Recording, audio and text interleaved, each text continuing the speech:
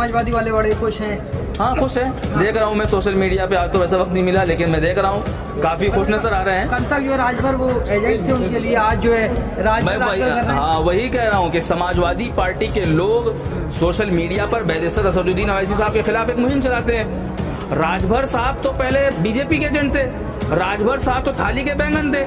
आज समाजवादी पार्टी के साथ गठबंधन हुआ, दूध के धुले हो गए। अब आबे जमजम दोनों के आ गए क्या वो? मेरा सवाल है समाजवादी पार्टी के लोगों से, अखलाक साहब को कोई जानता नहीं था। सोशल मीडिया पर एक पोस्ट डालकर उनको मजलिस इत्तेहादुल मुस्लिमीन वालों ने ही उनका तारुफ कराया साहब। उनको कोई नहीं जानता था साहब। आज पूरी यूपी नहीं, पूरा हिंदुस्तान उनको जानता है शायद अखलाक साहब को, सिर्फ बैरिस्टर असदुद्दीन अवैसी साहब की वजह से। क्योंकि बैरिस्टर असदुद्दीन अवैसी साहब के जो नुमाइंदे थे, जो मजलिस इत्तेहादुल मुस्लिमीन के पदाधिकारी थे, चाहने वाले थे, वो चाहते थे शाहिद अखलाक साहब मजलिस इत्तेहादुल मुस्लिमीन में आके कौम और मिल्लत की रहनुमाई करें। वह शोषित वंचित समाज जो आज अपने हक के लिए लड़ रहा है, जो वंचित है, उसके लिए आकर लड़ाई करें। लेकिन वो लोग, मैं बताता रहा हूँ कि इन लोगों के दिलो दिमाग में इसका जो है अखिलेश यादव का जो जुनून भरा हुआ है वो अब बदलने वाला नहीं है। आज असदुद्दीन ओवैसी ने उत्तराखंड का दौरा किया है, पीरान कलियर में पहली बार आए हैं, क्या कहना चाहेंगे आप? बिल्कुल, पीरान कलियर शरीफ रहमतुल्लाह अलैह साबिर साहब के दरगाह पे हाज़िरी हुई है और यकीनन एक दुआओं के सिलसिले से यहाँ पे हाज़िरी हुई है। हम लोग वैसे तो यूपी से बिलोंग करते हैं, लेकिन हम लोग बैरिस्टर ओवैसी साहब के साथ कलियर में आए हैं अल्हम्दुलिल्लाह। और क्योंकि आइंदा साल इंतखाबात होने हैं उत्तराखंड के अंदर, मजलिस इत्तेहादुल मुस्लिमीन पूरी ताकत के साथ चुनाव लड़ेगी। हमारे सदर जनाब डॉक्टर नैयर काज़मी साहब जो यहाँ के प्रेसिडेंट हैं, वो इंशाल्लाह उनकी क़यादत में चुनाव होगा और हम लोग यूपी में देख रहे हैं। अच्छा, आप यूपी से अभी जो है मुजफ्फरनगर से साथ जो है उत्तराखंड में आए हैं, किस तरीके जो है यहाँ पे कार्यकर्ता हैं, कैसा जोश देखा आपने? देखिए, ऐसा है कि मैं तकरीबन बैरिस्टर असदुद्दीन अवैसी साहब की जितनी रैलियाँ हुई हैं उसमें लगातार हमने देखा नौजवानों के अंदर जोश है और यूपी की जो आवाम है वो बदलाव चाहती है। क्योंकि उत्तर प्रदेश के हालात जो है, गाय के नाम पर मॉब लिंचिंग होती है, वाहियात नारों के नाम पर मॉब लिंचिंग होती है, नामों का जो है धर्म जो है नाम परिवर्तन किया जाता है और बहुत सारे मुद्दे हैं। मोदी जी जो हमारे योगी आदित्यनाथ जी जो हमारे यहाँ के मुख्यमंत्री हैं, उन्होंने कहा था हम गड्ढा मुक्त कर देंगे, लेकिन कोई गड्ढा मुक्त नहीं हुआ। बेटी बचाओ बेटी पढ़ाओ का नारा देने वालों के नाम जो थे, आज देखिए यूपी में क्या हालात है। यूपी की जनता परिवर्तन चाहती है, बदलाव चाहती है। 2022 में इंशाल्लाह बदलाव होगा। अच्छा, उत्तर प्रदेश पे हम बाद में जाएंगे, आप यहाँ साथ में आए हैं, यहाँ के कार्यकर्ताओं में जो है कितना जोश देखा? यकीनन उत्तराखंड के जो कार्यकर्ता हैं, मजलिस इत्तेहादुल मुस्लिमीन के जो नुमाइंदे हैं, जो चाहने वाले हैं, यकीनन इनका जोश देखने के काबिल है। उत्तराखंड की आवाम भी बदलाव चाहती है। उत्तराखंड के अंदर एक नया विकल्प बैरिस्टर असदुद्दीन अवैसी साहब के चेहरे के ऊपर नज़र आ रहा है। इंशाल्लाह यहाँ पर ही बदलाव होगा। उत्तराखंड की आवाम भी बदलाव चाहती है, नौजवानों के अंदर जोश है। मैं देख रहा हूँ, जब से मैं यहाँ पर उत्तराखंड में आया हूँ, मैं लगातार देख रहा हूँ नौजवानों के अंदर जोश है और बैरिस्टर असदुद्दीन अवैसी साहब की एक झलक पाने के लिए लोग पागल हैं।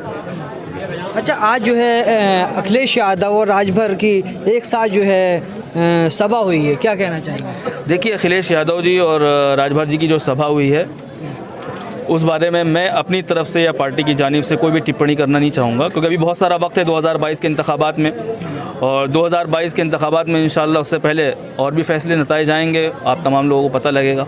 अभी भी गठबंधन की संभावनाएं हैं। हमने कहा है ना, हमने समाजवादी से अखिलेश यादव से कहा है, बसपा से कहा है, कांग्रेस से कहा नहीं। कांग्रेस डूबता हुआ जहाज़ है, यूपी में कोई जनाधार नहीं है उसका, जो उसमें बैठेगा वो डूब जाएगा। तो समाजवादी और बसपा के नाम बैरिस्टर असदुद्दीन अवैसी साहब का भी पैगाम है, जनाब शौकत अली साहब का भी पैगाम है और मजलिस इत्तेहादुल मुस्लिमीन के एक पदाधिकारियों कार्यकर्ताओं का पैगाम है। अगर उत्तर प्रदेश के अंदर भाजपा को अगर रोकना है तो बैरिस्टर असदुद्दीन अवैसी साहब को गठबंधन का हिस्सा बनाना होगा। आखिर क्यों नहीं गठबंधन कर रहे हैं, एक बड़ा सवाल है। दूसरे दलों से गठबंधन कर रहे हैं, जिनका 2% वोट है, जिनका 3% वोट है, जिनका 7% वोट है, उनसे गठबंधन करने को तैयार है, लेकिन जिनका 22% वोट है उत्तर प्रदेश के अंदर, उनको छूने के लिए तैयार नहीं है। क्या वजह, क्यों नहीं कर रहे? मैं कहता रहा हूँ कि ओवैसी साहब का बढ़ता हुआ राजनीतिक कद, बढ़ता हुआ राजनीतिक जनाधार से तमाम नामो निहाद सेकुलर सियासी जमातें परेशान हैं। आज तो समाजवादी वाले बड़े खुश हैं। हाँ खुश है, देख रहा हूँ मैं सोशल मीडिया पे। आज तो वैसा वक्त नहीं मिला, लेकिन मैं देख रहा हूँ काफ़ी खुश नजर आ रहे हैं। कल तक जो राजभर वो एजेंट थे उनके लिए, आज जो है हाँ वही कह रहा हूँ कि समाजवादी पार्टी के लोग सोशल मीडिया पर बैरिस्टर असदुद्दीन अवैसी साहब के खिलाफ एक मुहिम चलाते हैं। राजभर साहब तो पहले बीजेपी के एजेंट थे, राजभर साहब तो थाली के बैंगन थे। आज समाजवादी पार्टी के साथ गठबंधन हुआ, दूध के धुले हो गए। अब आबे जमजम दोनों के आ गए क्या वो? मेरा सवाल है समाजवादी पार्टी के लोगों से, जब राजभर साहब बैरिस्टर असदुद्दीन अवैसी साहब के साथ थे तो थाली के बैंगन और बीजेपी के एजेंट थे, आज समाजवादी के साथ आ गए तो आप जमजम से धुले हुए। तो ये लोग बैरिस्टर असदुद्दीन अवैसी साहब के बढ़ते हुए जनाधार से परेशान हैं। कोई बात नहीं, 2022 के इंतखाबात आने वाले हैं, इंशाल्लाह जवाब दिया जाएगा। अच्छा, शाहिद अखलाक ने अभी जो है पोस्ट डाली थी और उन्होंने एक नरम रुख दिखाया था AIMIM की तरफ, फिर अगले दिन जो अखिलेश यादव से मिल ली है।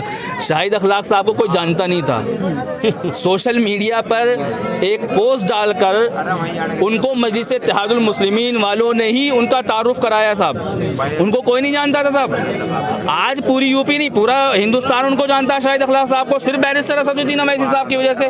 क्योंकि बैरिस्टर असदुद्दीन अवैसी साहब के जो नुमाइंदे थे, जो मजलिस इत्तेहादुल मुस्लिमीन के पदाधिकारी थे, चाहने वाले थे, वो चाहते थे शाहिद अखलाक साहब मजलिस इत्तेहादुल मुस्लिमीन में आकर कौम और मिल्लत की रहनुमाई करें। वह शोषित वंचित समाज जो आज अपने हक के लिए लड़ रहा है, जो वंचित है, उसके लिए आकर लड़ाई करें। लेकिन वो लोग, मैं बताता रहा हूँ कि इन लोगों के दिलो दिमाग में इसका जो है अखिलेश यादव का जो जुनून भरा हुआ है वो अब बदलने वाला नहीं है। अच्छा, ओवैसी साहब की अभी मेरठ में जनसभा हुई, आज मुजफ्फरनगर में, अब सहारनपुर में है, तो वेस्टर्न यूपी में कितना प्रभाव पड़ने वाला है? वेस्टर्न यूपी के अंदर मजलिस इत्तेहादुल मुस्लिमीन का प्रभाव इतना पड़ने वाला है कि अखिलेश यादव जी की कुर्सी खतरे में है। मैं आपको बता दूं, उत्तर प्रदेश की जितनी विधानसभाएं हैं, हर विधानसभा पर इस टाइम मजलिस इत्तेहादुल मुस्लिमीन का 15 से 20 हज़ार वोट है। 15 से 20 हज़ार वोट बैंक तैयार हो चुका है और इंशाल्लाह बिल्कुल वोट दिया जाएगा और जनता जो है बदलाव चाहती है पूरी ताकत से। कब दौरा है बिजनौर के लिए? इंशाल्लाह बैरिस्टर असदुद्दीन अवैसी साहब का दौरा बहुत जल्द होने वाला है, क्योंकि हालिया में नवंबर में बैरिस्टर अवैसी साहब का यूपी का फिर से तकरीबन 6 प्रोग्राम लगातार कंटिन्यू लगे हैं यूपी के। उसके बाद बिजनौर का दौरा होगा इंशाल्लाह ताला। हम बुलाएंगे बैरिस्टर असदुद्दीन अवैसी साहब को बिजनौर की आवाम। उत्तर प्रदेश में मेहनत कर रहे हैं पिछले महीने 4 उससे लगातार 3-4 महीने से, तो वो जो है संगठन में दम दिख रहा है क्या? 2017 के बिलमुकाबिल 2022 में ऑर्गेनाइजेशन बहुत मजबूत हुआ है। 2017 वाला संगठन मजलिस का नहीं रहा, अब 2022 का संगठन है यूपी के अंदर। यूपी के अंदर अल्हम्दुलिल्लाह जनाब शौकत अली साहब जो हमारे यूपी के प्रेसिडेंट हैं, उनकी क़यादत में हम लोग मजबूती के साथ जो है संगठन को मजबूत कर रहे हैं। अल्हम्दुलिल्लाह ऑर्गेनाइजेशन हमारा मजबूत है। अच्छा, आप उत्तराखंड में हैं, उत्तराखंड के जो वोटर हैं उनको क्या संदेश देना चाहेंगे? मैं उत्तराखंड की गयूर आवाम से अपील करना चाहूँगा कि आप लोगों के पास पहले कोई विकल्प नहीं था। आपने कभी कांग्रेस को वोट किया, कभी दूसरे दल को वोट किया, लेकिन आपका अपना कोई सियासी प्लेटफॉर्म, अपनी कोई सियासी जमात नहीं थी। अब उत्तराखंड में आपका सियासी प्लेटफॉर्म भी है, आपका सियासी जमात भी है, आपका सियासी कायद भी है, आपका सियासी लीडर भी है। अब आपको चाहिए कि अपनी जमात को मजबूत करें, अपनी लीडरशिप को तैयार करें।